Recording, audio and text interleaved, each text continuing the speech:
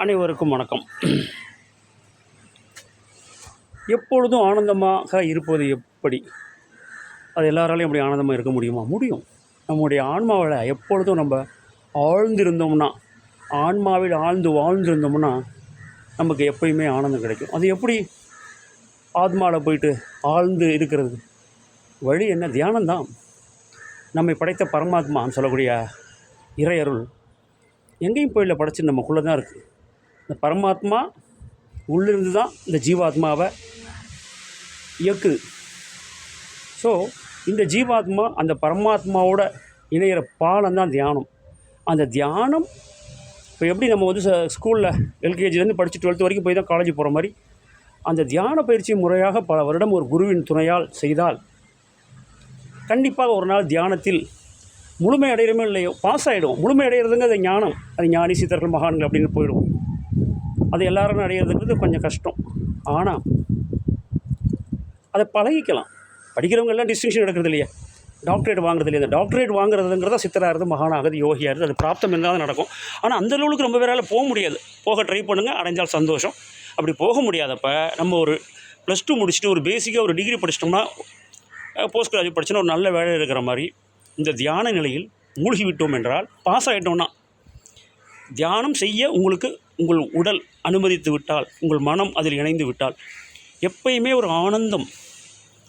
எப்படி ஒரு மலை முகட்டில் போய் உட்காந்துருந்தோம்னா அப்படி குழு குழு குழு குழுன்னு ஒரு குழு குழு குழுன்னு ஒரு காற்று அடிச்சுக்கிட்டே இருக்கும். காற்றுக்கு பஞ்சமில்லை. அது மாதிரி நம்ம ஆத்மா ஒளி வீச ஆரம்பிச்சிருச்சுன்னா நம்ம மலை உச்சியில் உட்காந்துட்டு குழு குழு குழுன்னு அந்த காற்றை அனுபவிக்கிற மாதிரி அந்த ஆனந்தத்தை வந்து அப்படியே நமக்கு அலையாக அனுப்பிச்சிக்கிட்டே இருக்கும்.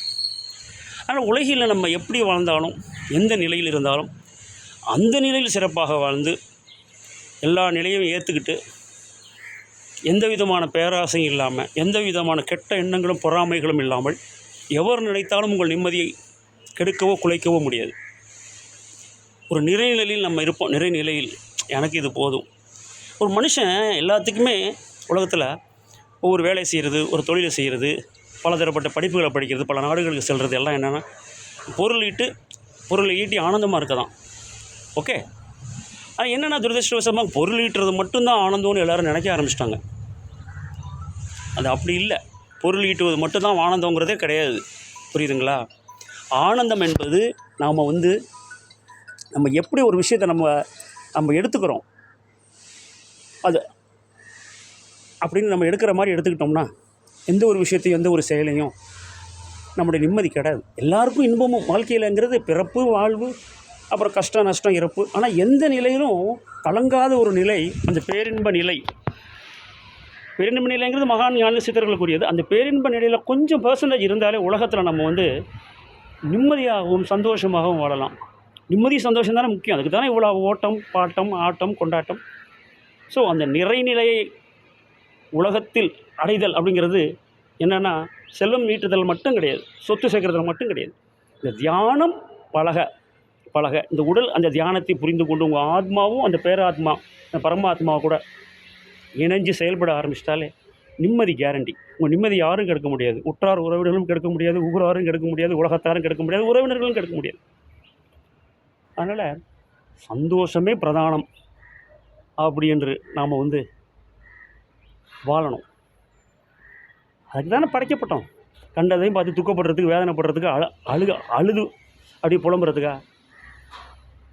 முழுமையான தியானம் வந்துருச்சுன்னா அதில் ஒரு பாஸ் மார்க் எடுத்துகிட்டா போதும், ஒரு 40% எடுத்துட்டாலே போதும். அதுக்கு தான் நாங்கள்லாம் சொல்கிறோம், தியானம் பழகுங்கள். அதுக்கு சரியான குருமார்கிட்ட போயிட்டு அந்த குருமார் உண்மையிலேயே தியானத்தில் நிறைநிலை அடைந்திருந்தால் மட்டுமே உங்களுக்கு தியானத்தில் நீங்கள் பாஸ் ஆகிற தகுதியை கூட அடைவீங்க. இல்லாட்டினா அதுக்கு வாய்ப்பு இல்லை. ஆகவே உலகில் செயல்பாடெல்லாம் நடக்கட்டும், செயல்படுங்கள். ஆனால் உங்கள் ஆத்மாவை நோக்கிய பயணத்தை நீங்கள் என்றைக்கு ஆரம்பிக்க போகிறீங்க? அந்த மரணம் வரும் தருவாயில் தான் அதை நோக்கி போகணும்லாம் இருக்கக்கூடாது. வாழ்கிற காலத்திலேயே நம்ம வந்து நல்லா சம்பாதிச்சுட்டு இருக்கிறப்ப பேங்க்கில் அக்கௌண்ட்டு போட்டு நம்மளை பிற்காலத்துக்கு உதவும் நம்ம செய்கிற மாதிரி நல்லா வாழ்ந்துட்டு இருக்கிற காலகட்டத்திலேயே நாம் வந்து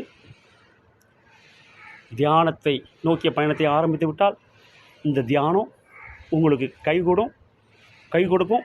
அப்போ இன்பம் உங்கள் வாழ்க்கையில் கேரண்டி, துன்பம் பெருசாக பாதிக்காது. சரியா? ஆகவே எல்லோரும் அமைதியாக வாழ தியானம் பயிலவும். அடுத்த வீட்டில் சந்திப்போம். அனைவரும் வாழ்க.